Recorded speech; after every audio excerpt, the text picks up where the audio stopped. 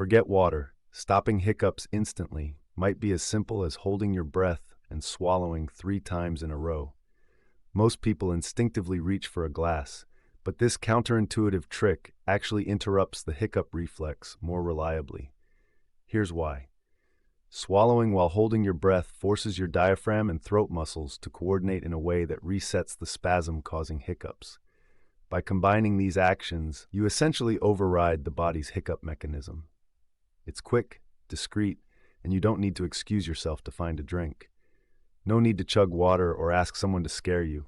Just take a deep breath, hold it, and swallow hard 3 times without letting any air escape. Next time you're caught mid-sentence with an embarrassing hiccup fit, skip the old wives' tales and try this trick on the spot. Your friends will be amazed, and you'll never look at hiccups the same way again.